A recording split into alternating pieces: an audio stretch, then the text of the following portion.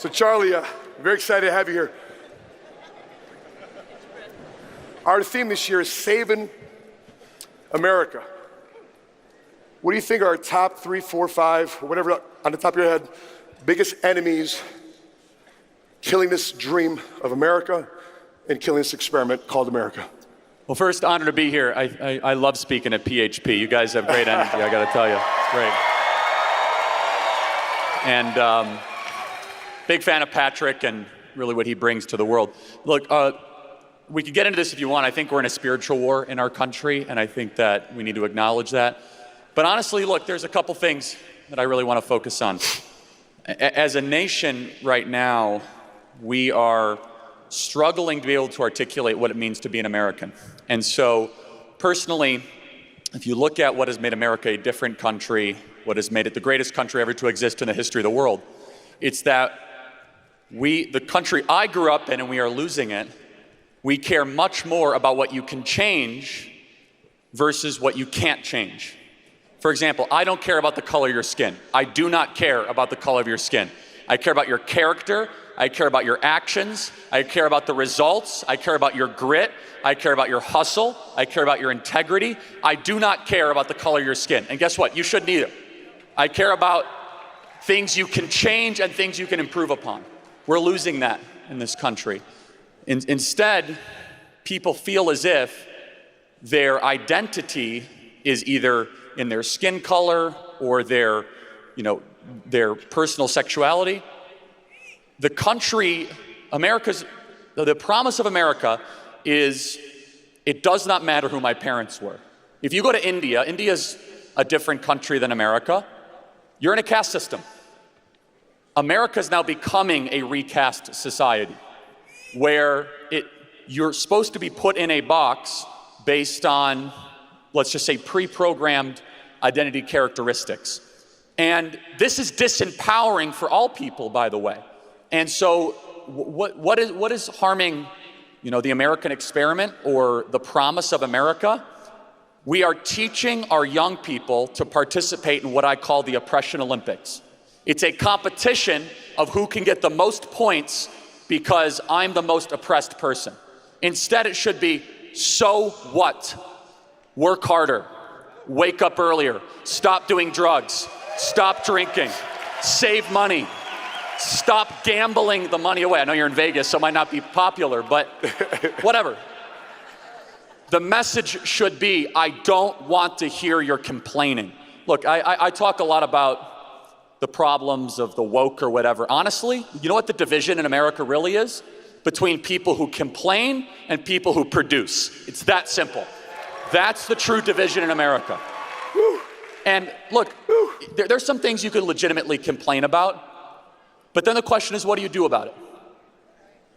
Do you own that and do you assume that in your actions and your beliefs, and you know this? Sure. Or instead do you say, that's actually not a true picture of who I am. I'm gonna become a better version of myself. I'm afraid we're losing that. This is not even political, quite honestly. This is an existential question for the nation. And by the way, for those of you that want to make money and earn a good living and build wealth, I can tell you, you will never be the best version of yourself if you allow other people to convince you that you can't be better because of your skin color, because of your sexual identity, because of the community you came from. You must resist those narratives at all costs if you truly want to be successful in America. It's awesome. I mean, Charlie, I'm Filipino by DNA and background. I was raised in Chicago. I went to Morton High School in Berwyn-Citrus, the area. No kidding. And I wasn't raised around a lot of Filipinos. It was an Italian neighborhood. It was a Latino neighborhood, African-American neighborhood right there. Anyway, my cousins always ask me, how come you're not considered one of the top Filipino-American businessmen in the country? I said, I don't care about being a top Filipino. I care about being a top businessman, period. And so, but I want to be a devil's advocate, Charlie. Chicago is one of the most racially segregated big cities in America. We know that. We know who lives on the north side, south side, burbs, Lake Forest, Palatine, Schaumburg, etc. And they say, Charlie, it's easy for you to say that, Charlie. You got this whole white privilege going on for you. It's easy for you to say that. What would you respond to that? Yeah, so a couple things. I didn't go to New Trier, if you know. Yes, of course. So let me tell you Where about the rich kids go. Look, I had a nice upbringing, no doubt. But I'll tell you where I grew up. I went to Wheeling High School, which was a majority high school. So I was a minority as a white male.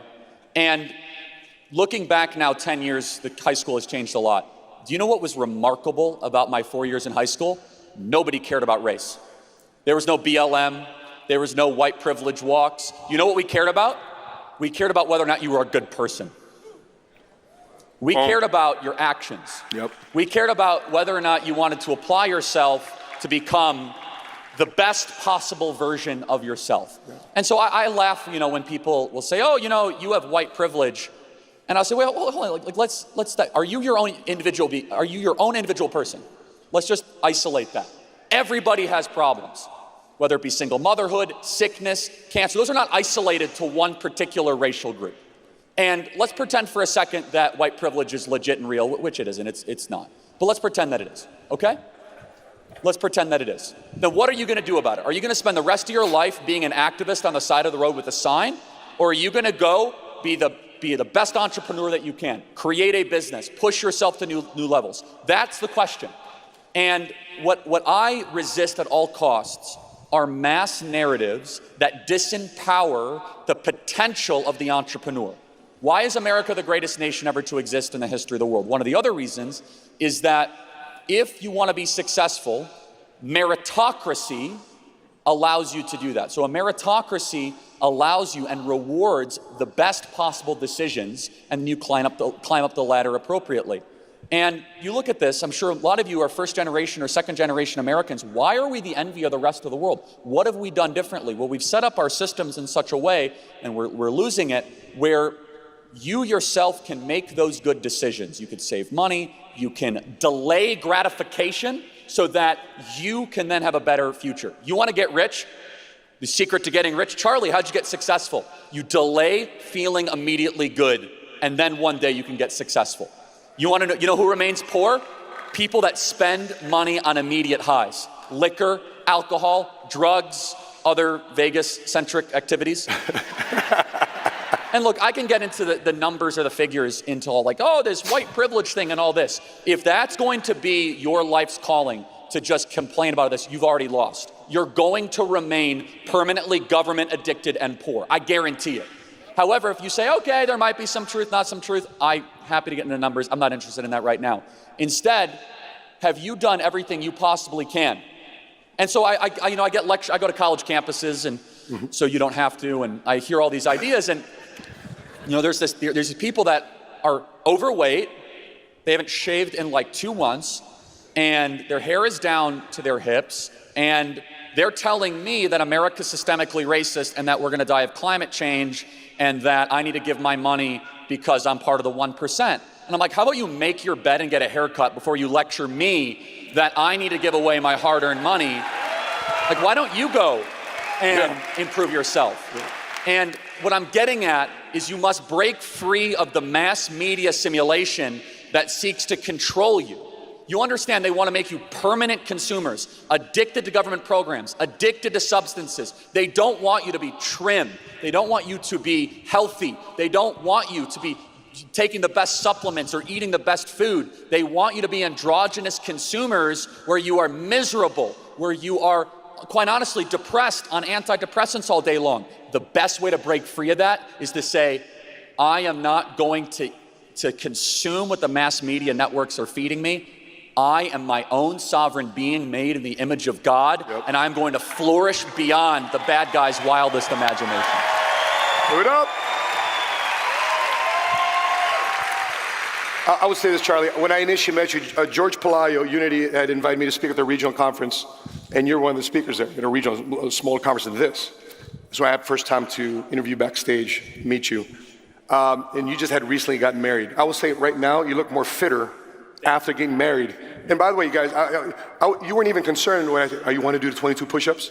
Want to do 22? The only thing we were worried about was, can I do that in my suit? Yeah, no, that's right. And so the typical guy today is worried about doing push-ups. So if I'm with you in high school, and if I read about some of the articles about you in high school, you were constantly challenging liberal teachers in high school.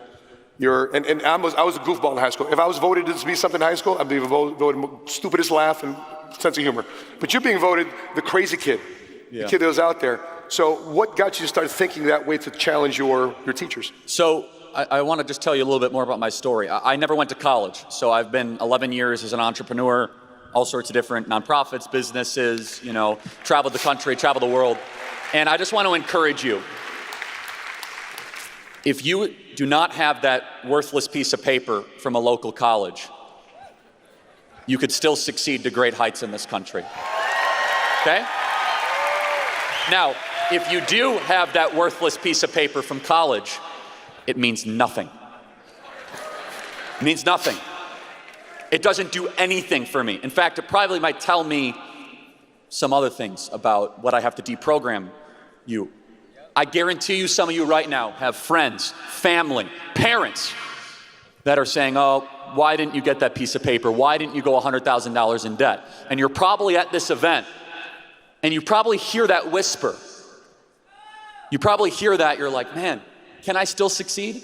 Because the media, the government, your leaders think you're stupid if you do not have that piece of paper. Let me prove it to you. Do you notice how they do political polling in this country? They do college educated and non-college educated. What are they really telling you? This is what the smart people think, and this is what the dumb people think. But who has wisdom?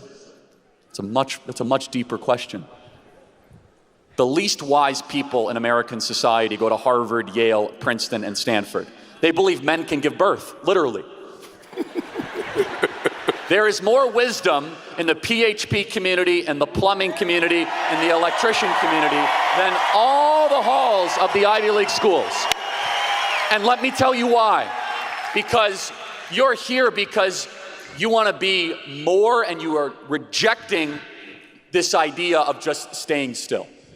I think that's beautiful. Honestly, some of the most entitled people are the people that go to Brown or Dartmouth because they think they have it made. So I didn't go to college. We're partners in that way. And you know what? It's been the best thing for me. Well, I'm already pretty driven. I work pretty hard and have literally, I was tallying it up, traveled 3,100 days in the last 11 years. Million Mile Club in every single airline, visited all 50 states 10 times over, the whole thing. But what motivates me sometimes, and I want this to be motivation for you, is when some snob, sanctimonious person comes up to you and they say, oh yeah, you didn't go to college? What do you have to offer? The next time you hear that, you say, I'll show you. Because they're always going to try to keep you down. Here's why. And because you're not in the club. It's almost a secret society where the way you enter the club is a special diploma or a special piece of paper. What would challenge them and empower you is all of a sudden when they realize that there are hundreds of thousands of entrepreneurs that want it more, that can create value in such unbelievable ways because you didn't need to go to those 4 years in college. But what was I like in high school? Look, to answer it kind of come full circle. Look, I wanted to be successful. It was an interesting thing. When I first started at Turning Point USA, I thought desire was an equally distributed, let's just say, characteristic in people. If you simply want it more than your competition, that's a big deal. That alone. You don't need to be even smarter. You don't even have better ideas. Just pure grit, hustle, and desire.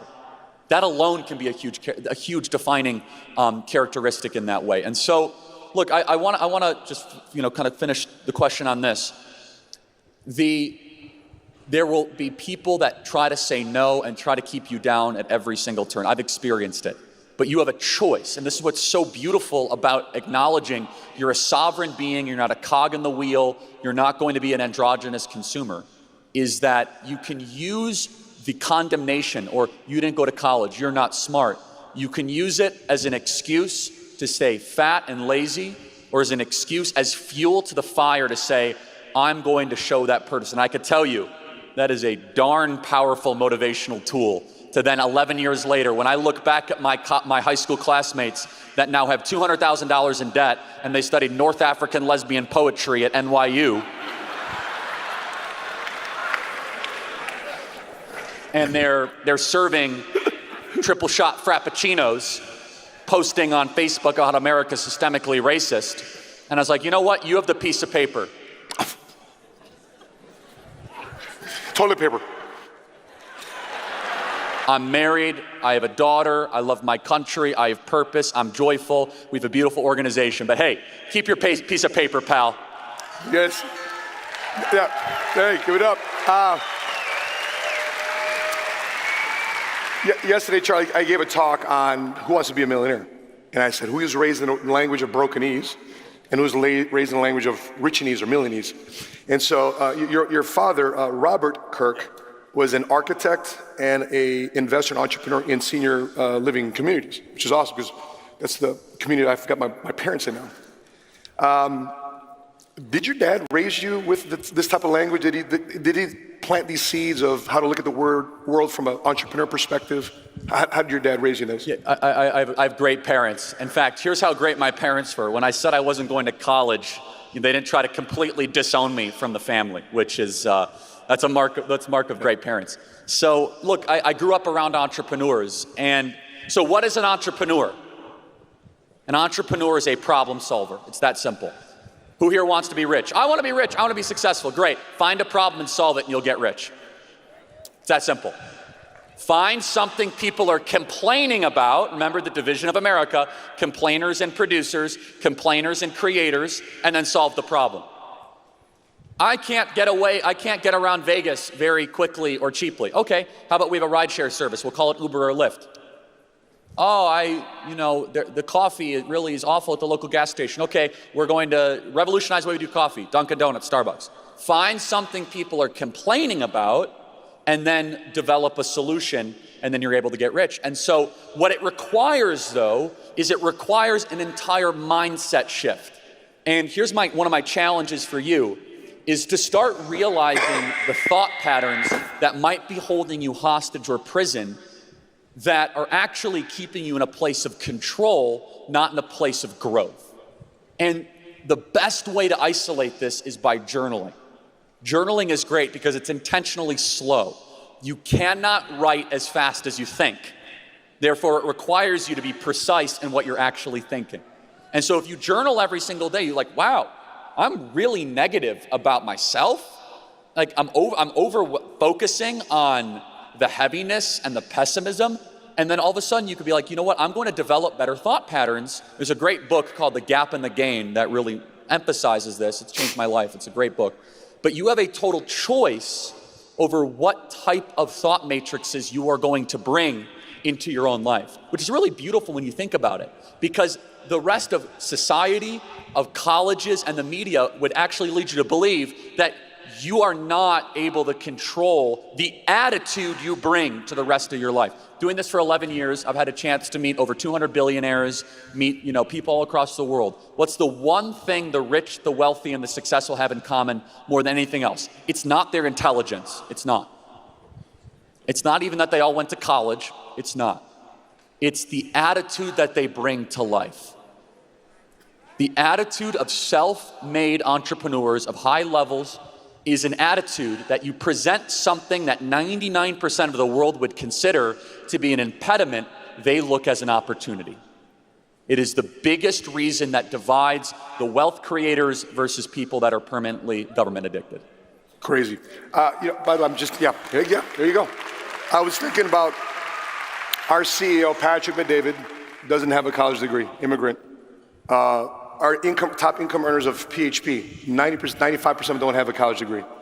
I don't have a college degree. You don't have a college degree. Success leaves clues. And so when I'm thinking about Turning Point USA, you took your graduation money, and as I was researching, how did you create this organization? There's a gentleman that you tracked down. What's his name? Foster Freeze. Correct. Can you say his name again? Yeah. Foster Freeze. Yeah. Foster Freeze. So you're 18, 19 years old. And you hit him up, you're getting ready, and he donates $10,000 to your organization. Can you tell me what the preparation is like? Because you don't have you're 18, how old were you at that time? 18, 19 years old? Yeah, 18, 19. And you were prepared. You were ready to have a conversation with him. So this is what drives me nuts. I met a college kid recently. I said, what are you studying? He said, I'm studying entrepreneurship. I said, well, that is a waste of time and money, man. You don't study entrepreneurship, you do entrepreneurship. Come on. Okay? Here's the thing. I give advice to entrepreneurs all the time, and look, we've been so blessed, okay? We have 350 employees at Turning Point USA. You know, we do over $80 million in revenue. We have 280,000 donors. We're praise God, beyond my wildest expectations. So, but one of the things I learned about being an entrepreneur is that you can get into a place of paralysis in planning. I have to have the business plan perfect, and I have to, no you don't. The only thing you have to be able to answer is why. That's it. You don't need, all the other stuff is easy. You could hire people for that and figure it out. So when I met Foster Freeze in a stairwell, I had no money, no connections, no idea what I was doing. I decided I was gonna take a gap year off college. Ended up being, again, 11 gap years. It's an ongoing, it's a gap decade. I had no idea what I was doing, but I had passion and I had the why. My why was very simple. I love America and we're losing it. I want to do something about it. That was my answer. And he was like, well, what are you going to do? And I threw out all these ideas, and half of them were awful. But he sensed the passion because I had the why that was configured correctly. If you understand your why, you can get through any what or how, any. And so when you try to go into business as an entrepreneur, and you're thinking about all the obstacles or, you know, I have to perfectly plan this. You understand that is a prison mindset. If you bet on yourself in an entrepreneurial scenario, you're going to be adjusting along the way anyway. You're like, oh, well, this or that, or you're going to be learning in real time.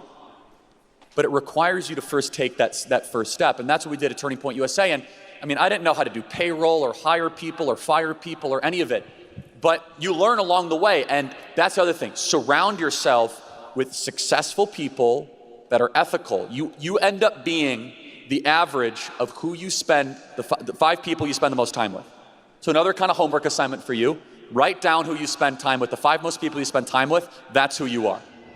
So if you spend time with gossipers, with low energy complainers, if you spend time with people that are always kind of getting a buck for free, that's who you're going to be.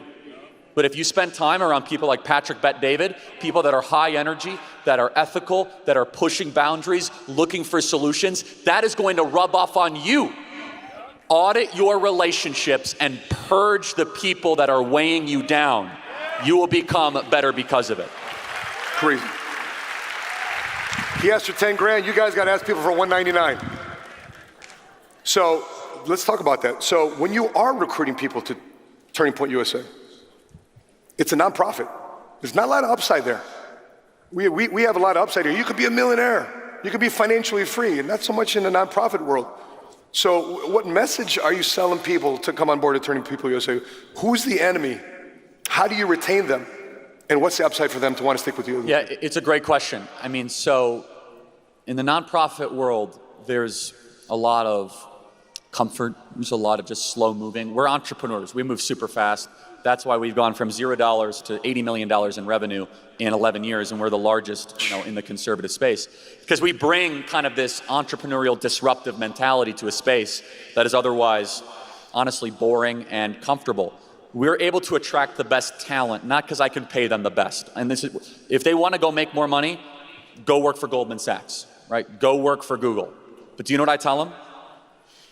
You're never going to have to be asked your pronouns at Turning Point USA. You're not going to have to go through some stupid struggle session, and you get to actually wake up every single day and be fulfilled. Your soul will be fed and watered in a way that you would be not even close to at a regular corporate job. At Turning Point USA, we have the best staff in the country that works their tails off because every single day they could say, I am waking up to save America. I am waking up to do the work to help make sure my grandkids can live in a free society. And I got to be honest, the upside has just been tremendous. And we're able to recruit great talent. We're able to get people engaged and involved, and we have members of Congress now. You know, many of you know Candace Owens, who got her start at Turning Point USA, a great and powerful voice. And so if you get the why correctly, then that purpose fills the void in a very, very powerful way. Candace Owens just interviewed Andrew Tate. Yep. Our CEO flew to Romania to interview Andrew Tate. His message seems to be suppressed. He just finally got released from home arrest. What do you think is keeping the powers that be afraid of that message that Andrew Tate is bringing out to the world? Yeah, I mean, look, Andrew is a very smart man, and I'm not going to get into all the accusations against him. I don't know the truth, or we'll find out. But I will say this: what he says is so powerful, and let's emphasize on that. What Andrew Tate is doing is he's communicating a warning of what happens when society becomes too feminine. Now, if I offend you with this, good, because honestly, it's the truth, and you need to hear it. So, by the way, for the ladies in the audience, I would venture a guess you are underwhelmed by the feminization of American men as it's happening around you. I hear it all the time. So a society can become too feminine, it also can become too masculine, okay? So we know what happens when a society becomes too masculine. You get Mussolini, right? You get too dictatorial, too rigid. That's where you quote unquote get the kind of authoritarianism that we're warned against. But have we ever thought deeply, what happens when a society archetypically becomes too feminine? That's an interesting question, isn't it? Well, all of a sudden you get the complete disregard for rules, customs, and guardrails because you want to accept all things. You get feelings-based societal governance over rationality-based societal governance. It is the man's job in a marriage and when you raise a child to say no. That is my job as a father. No, no, no, no, no. In a society, when you do not have people saying no, really bad ideas start to metastasize and infect the entire culture. And so, let's just use a great example. It is, in my personal opinion, and I think in the opinion of the natural law, evil and wrong to support the chemical castration of children under the guise of gender-affirming care. Absolutely. Absolutely. It's evil and wrong.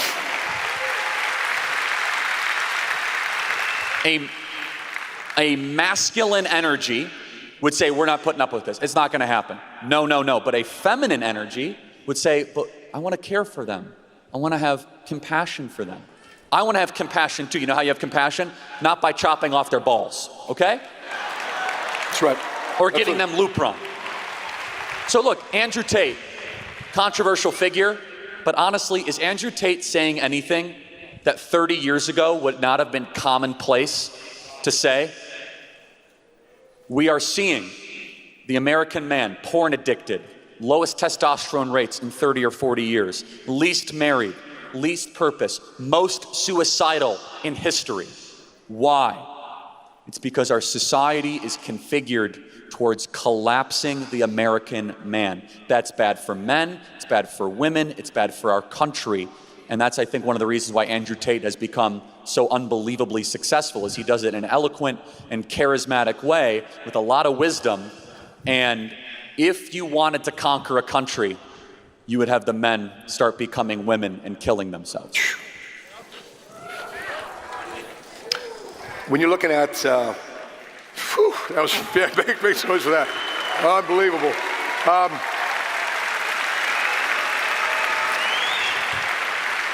When you're looking at where men are today, you just got married a couple years now? Yeah. Okay.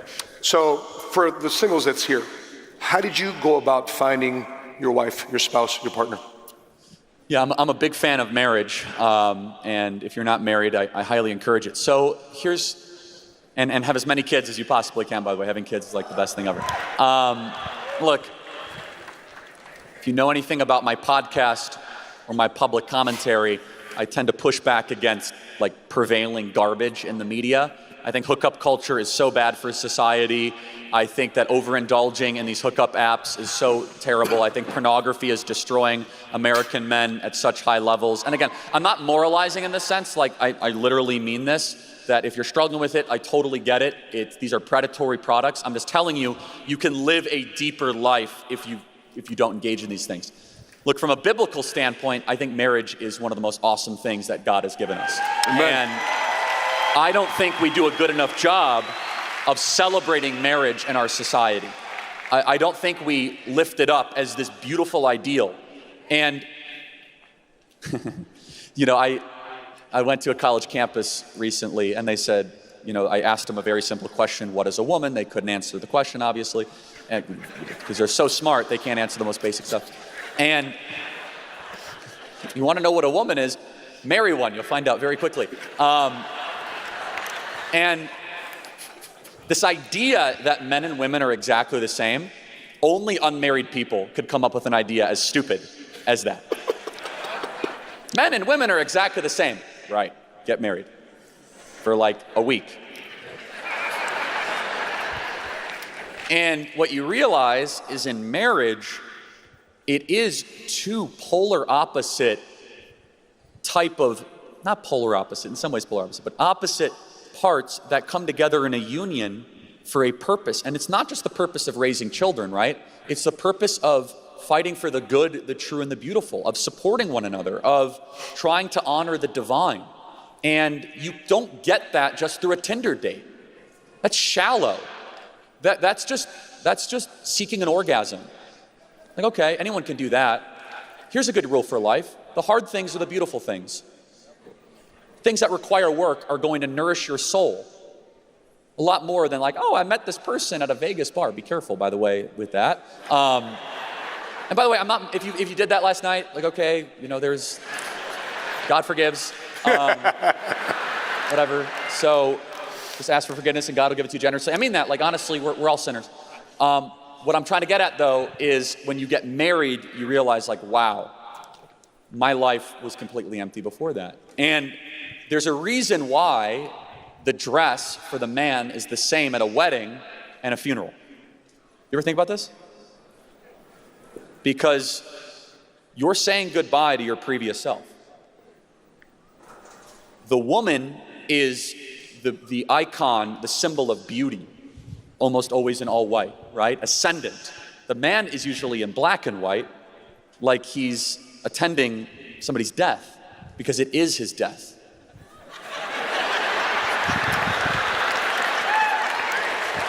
No, but think about it. It's the death of the bachelor mindset. It's the death of promiscuity. It's the death of the wandering eye. It's the death of immoral behavior. It's the death of texting girls casually.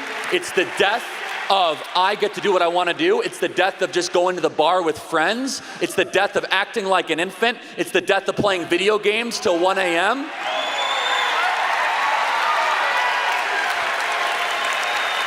And it's the birth of a man.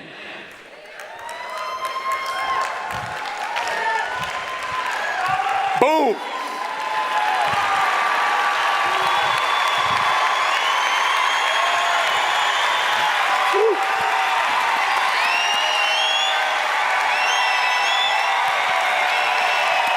Hit a chord there, bro. Hit it there.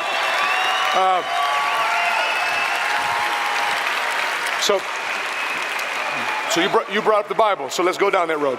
You brought up the Bible. Let's go down that road.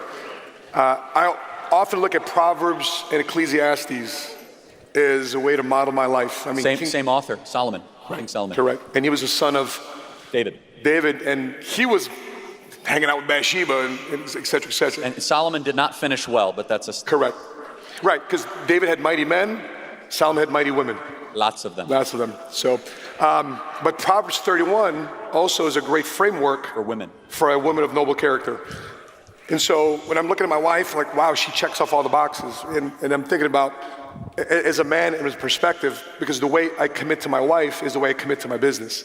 How you do one thing is how you do everything. And when you're looking at the Bible in terms of finance and money, God and money, A lot of people are raised into thinking that, hey, Charlie, you've got a lot of money, it's a sin, you should just be content, relax, you shouldn't be so damn ambitious, God's gonna provide. What would you say to Christian and believers out there that being rich is a sin? So first of all, I love the word, and if you're not in a relationship with Jesus Christ, I encourage you to do that. It'll change your life, Amen. And I wanna see you guys in heaven. Amen. So, and if you're not convinced and you're like, oh boy, I didn't come here to hear religion. Well, look, God loves you so much that he would even bring you to Las Vegas to hear about his son. So, Red Sin City, baby. I came here to do things that I will not do at home. Too bad you're hearing about Jesus Christ. You're getting it straight here, okay? So, I love the word so much. The more you read the word, the more it reads you. It's this relationship. It's infinitely deep. The harmonizing of the scriptures. And I've been doing a deep study of Genesis, Exodus, Leviticus, Numbers, and Deuteronomy. But we could talk about that if you want. You're talking about two things. Number one is a misreading of Jesus' commandment around money. He says the love of money is the root of all evil. Okay? None of you should love money. You should not. Instead, you should understand money is a tool. It comes from a Greek word, techne, a technology. You can use it for good or you could use it for bad. Now, but what does Jesus say about multiplication? This is a much more important teaching. The parable of the talents is one of the strongest lessons towards modern economy and entrepreneurs. If you're not familiar with the parable of the talents, Jesus, our Lord, is talking to his disciples about a scenario. He talked in parables, and it was a way that we could better understand, what God wants to tell us. So Jesus says, look, there's three people, okay, and they're all given a certain distribution. And by the way, this is totally true. If I picked three random people and I brought them up on stage and I said, you get $5, you get $5, and you get $5, a day later, someone would have $0, someone would have $20, and someone would have $100. And in the parable of the talents, one of the people hides their money, right, under a rock. Another person modestly multiplies, and another person tremendously multiplies that money. For the person that hid their talent, now a talent can actually be applicable to your actual talent or money, right? So it actually in the story meant money. Who did nothing with it, who hid it under a rock, received condemnation in the parable. How dare you do nothing with what God has given you? Every single one of you, this is why I can't stand when people say, follow your heart. That's bad advice. Don't do that, okay? I'm going to do what I love. Don't do that. Do what you're good at. Every single one of you has a God-given skill. Every single one of you. So you might say, well, Charlie, I don't know what my skill is. What do people compliment you on? That is different. Maybe you're good at noticing, good at writing, good at speaking, good at organizing, good at empathizing, good at whatever it is. Find that skill that you don't truly hate and then pursue that. Whatever it is. For me, my number one love would be college football. Like, okay, but yeah, right? Yeah. Got one college football fan. That's great. But it's not the thing I'm best at. I enjoy what I do, and obviously I've learned to love it, but I'm good at speaking. I'm good at communicating. I'm good at writing. I'm good at doing these things. And so in the parable of the talents, Christ wants you to identify what God has given you and to take it and make more of it and to multiply it. And that is across the board, including financially. Now, I'm not going to do the whole prosperity gospel thing where God wants you to be rich and all this. I could tell you, God does not want you to be sitting still. That is a fact, and I'll prove it to you. All of us need to read Genesis 12 and the story of Abram. And that applies especially to men, but it applies to women too. Get off your tail, leave your father's home, and go on an adventure. Genesis 12 is this incredible thing. So it's the city of Babel in Genesis. Sorry, I could go as deep as you wanted. Rocket. Genesis 11 is this crazy story, city of Babel. They want to build a one world government. God says not so fast. Sound familiar? Anyway, so Genesis 12, you hear about this guy Abram, living at his parents' home till his 70s, sitting around, and God says, get up, go on an adventure. And boy, was it ever an adventure. God does not want you to be comfortable. He wants you, as it says in Joshua 1:9, be strong and courageous to go forth. Do you think Moses was thrilled when he was in Midian? He had a great life. Father-in-law likes him. That's not always the case. Thankfully it is for me, but when you get married, you'll realize that. Father-in-law likes him, right? Jethro, everything's great. And he's just going for a stroll. And that darn bush had to be on fire. And his life changed forever. In fact, it changed so much that in Numbers and Deuteronomy, Moses repeatedly says, God, why did you make me do this? These people won't stop complaining. These people are the worst. He's talking about the Hebrews. He's like, why? And God says, because I told you. And I am who I am. Tough luck. But he called them on an adventure that changed human history. Time and time again, the heroes of the Bible are people that leave comfort and they go towards adversity. They leave what is easy and they go towards what is good. And that is a call for each and one of your lives. Come on. Come on. Speaking of scripture, 1 Timothy 4:12 says, don't let anyone look down on you because you are young, but set an example for the believers in speech and conduct and love and faith and in purity. Charlie, you're 29 years old. I get up the top 10 questions I've been personally asked here down the hallway. Matt, how do I get to people because I'm young? How do I get people to believe me because I'm young? It didn't seem like you've had a problem with that. Yeah, so here's my advice, especially if you hear that a lot. Every single one of you now, thanks to these literal supercomputers, for no charge, you can take learning very seriously. Every single one of you should do this. If you want to be an entrepreneur, you have to be a lifelong learner. You should be reading at least 50 books a year. You should be listening to fulfilling, soul-enriching content for 2 hours a day. And you should cut out all of the soul-depraving Netflix, Hulu, Amazon, all of that. So you only have so much time. You only have so much energy. So you have to choose not just what you eat physically, but are you going to consume junk food in television, junk food in radio, junk food in podcasting? You want to be taken seriously?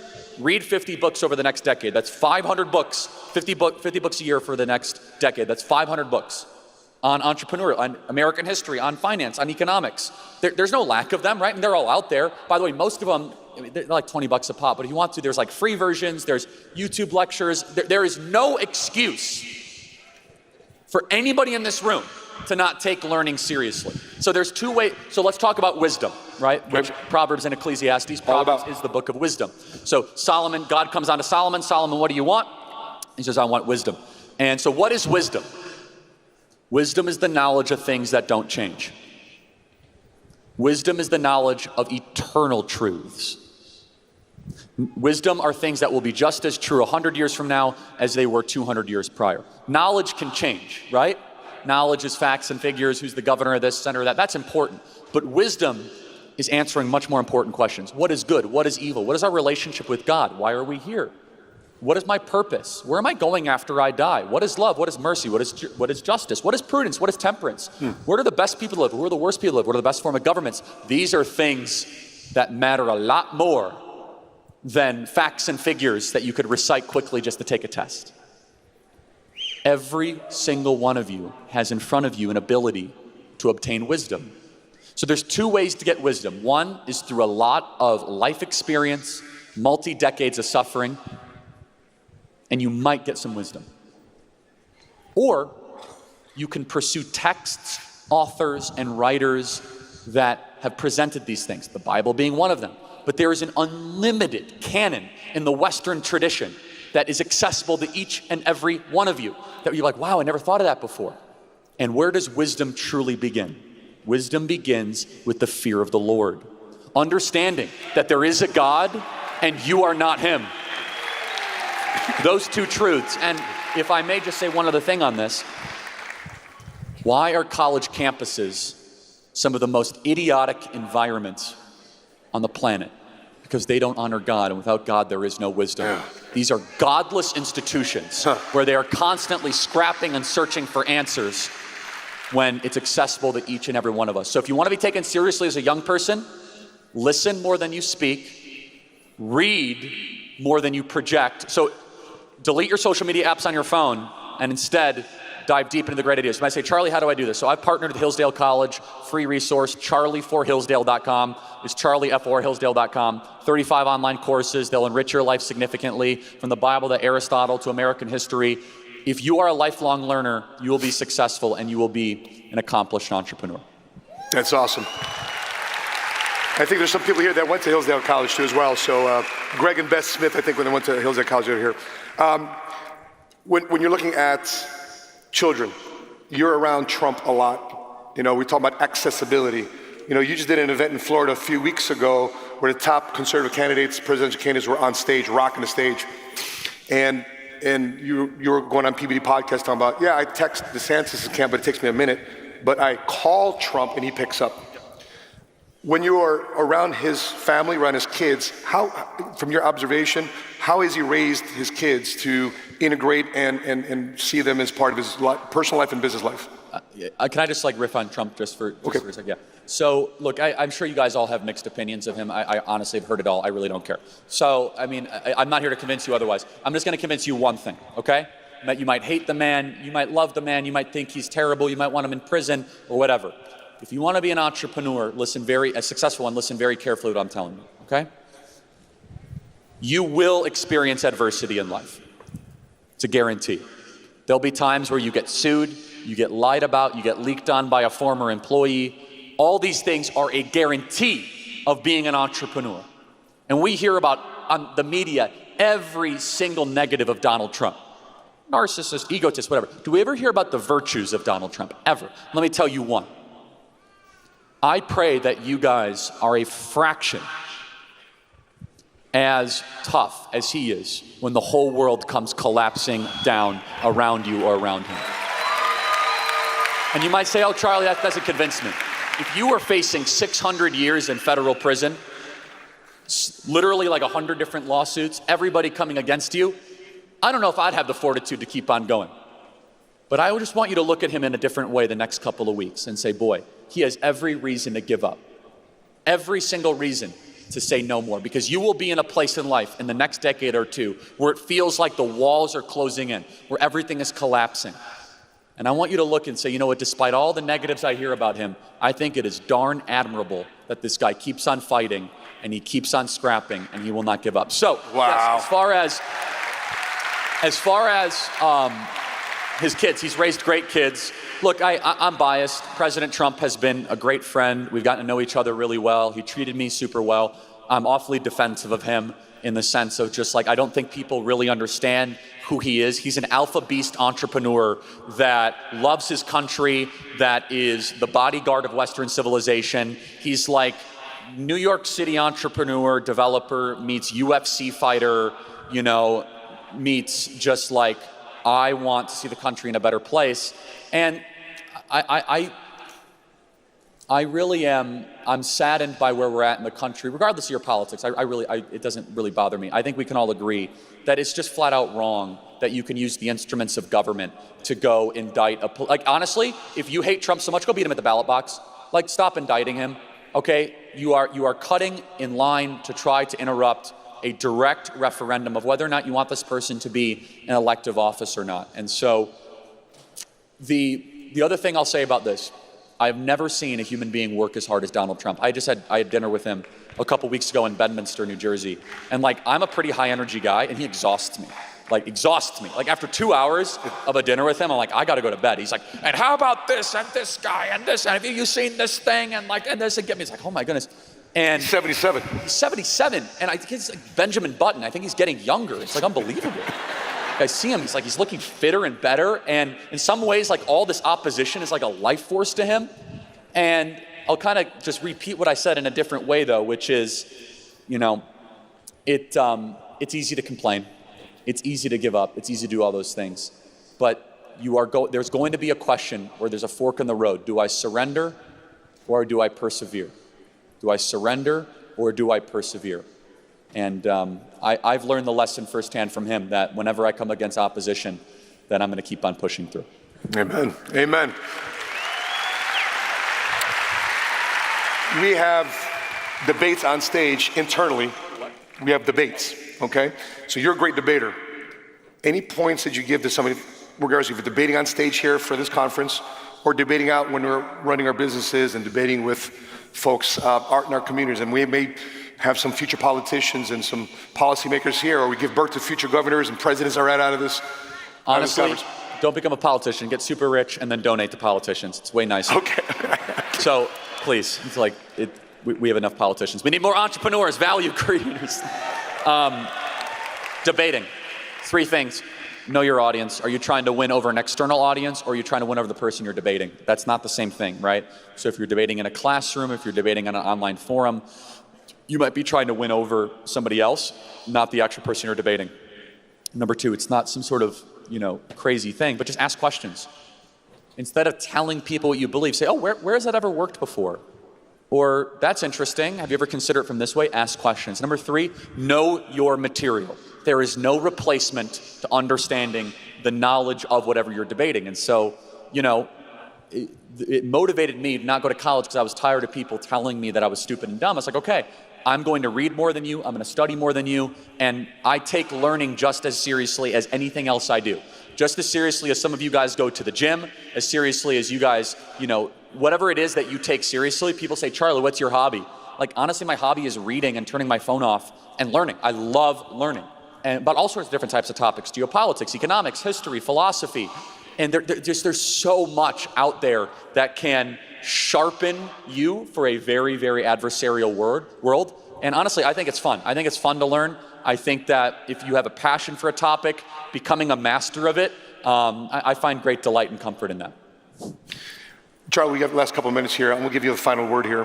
What do you want us to take away from this conversation for us to save America? What's going on today? I know you mentioned entrepreneurship. You mentioned a lot of different things. What would you like to have us take away? Yeah, thank you for that. I'm going to do a shameless plug. If you guys want to subscribe to my podcast, you can. I think you guys might like it. We're constantly, we do 3 podcasts a day. It's the Charlie Kirk Show. And if you agree with some of the stuff we're talking about or even disagree, we're never boring. That's my guarantee. Charlie Kirk Show, never boring. And so you guys can check that out. A couple things. Please, my encouragement for you is break out of the media matrix of the mindset that they have in you. We live in a beautiful country. There's so much opportunity in front of you. You are the master of your own destiny, and that you can chart a course that is better for yourself and for your kids and for your grandkids. You live in the envy of the world. So you have a choice. You can, and if I were to divide the country again, there's 2 other groups of people. There are the grateful and the ungrateful. The mark of the happiest and the most joyful people on the planet are people that make the conscious decision and attitude to engage in gratitude. Gratitude is the fruit that makes all other things taste sweet. Ingratitude is the gateway drug towards resentment, towards bitterness, and towards envy. And every single day, if you go through the conscious decision of, I am going to say, I am thankful to God, or whoever you want to be thankful to, for my circumstance, for life, for breath, that I get a chance to be on this planet, as it says in Esther, for such a time as this, your entire mindset will shift. We could go all day long, and I don't mean this in a joking way, and we could bring up 100 random people in this arena, and we would hear story after story of difficulty, of parents that died unexpectedly, of kids that are dealing with health challenges. All of that is legitimate.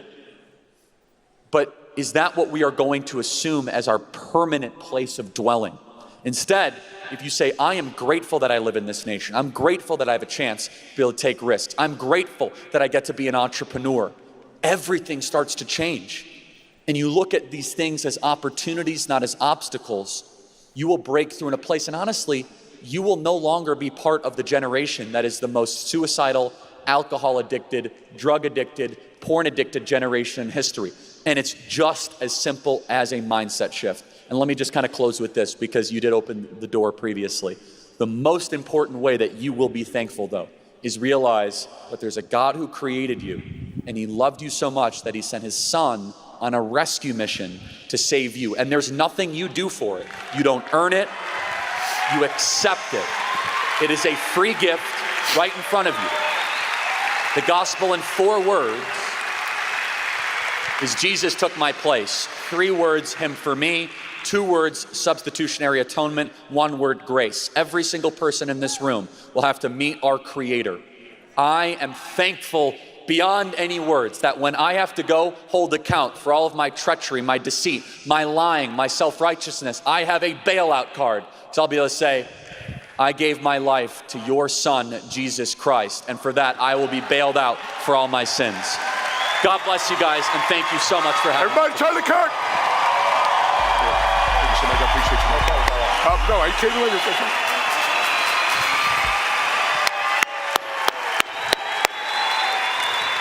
I got you. Got you. It was Abraham Lincoln coin and currency collection. Gotcha. So on behalf of PHPNC, we got you from one great leader, deserves great gifts, and this is an Abraham Lincoln coin and currency collection on behalf of PHPNC, our associates here. We thank you, Charlie Kirk, for gracing your presence here at Saving America conference. Thank you much. Thank you. All right.